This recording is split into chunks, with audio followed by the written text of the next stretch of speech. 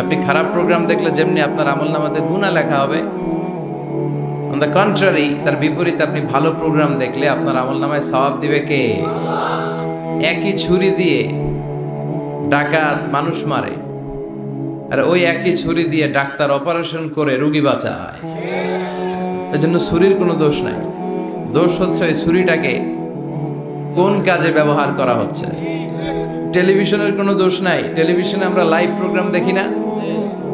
কাবা ঘরে কখন কোন সালাত হচ্ছে, যারা তাইফিন তাওয়াফকারী তারা কিভাবে তাওয়াফ করছে, মসজিদে নববীতে ঠিক এই মুহূর্তে কি পরিবেশ, কিরকম মানুষের সমাগম, তার সবগুলো দেখার সুযোগ আছে না নাই?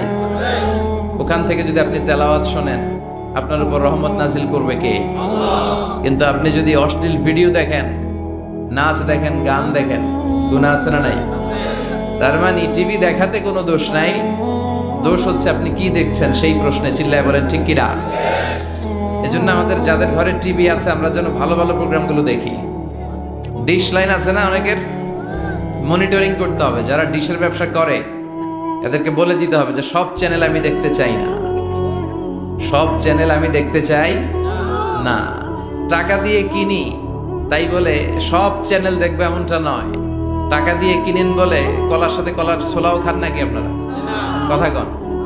টাকা দিয়ে কিনি বলে বাদামের সাথে বাদামের খোসাও খাই, ওইটা কিন্তু ঠিকই খোসা ফেলে দেই তারপর বাদামটা খাই, ছোলা ফেলে দেই তারপর কলাটা খাই। তো টাকা দিয়ে ডিশ কিনি বিদায় সব দেখা যাবে না।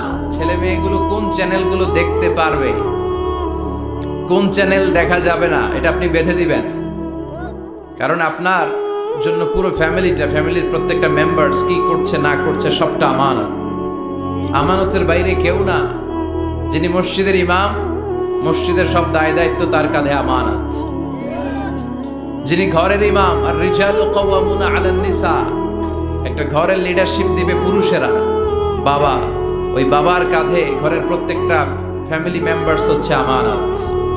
এলাকার যিনি চেয়ারম্যান, তার পুরো ইউনিয়ন পরিষদ তার কাঁধে আমানত।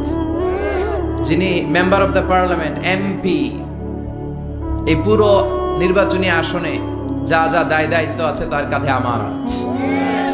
যিনি মন্ত্রী, তার মন্ত্রণালয়ের সবকিছু তার কাঁধে আমানত।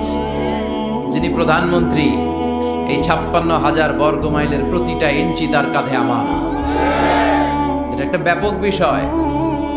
এজন্য আপনার ছেলে কোন পথে চলে, কার সাথে মিশে, টিভিতে কোন চ্যানেলটা দেখে, এই ব্যাপারে কিয়ামতের দিন আপনারা জিজ্ঞেস করবে কে?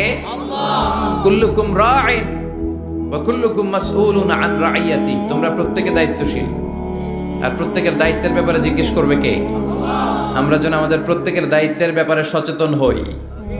আর এই টেলিভিশন দেখাটা এটা যেন ভালো কাজে লাগাই, আজে বাজে চ্যানেল যেন না দেখি। রাজি আছেন সবাই? আল্লাহ তুমি সহি সমাজ দান করো, আমরা পড়ি আমিন।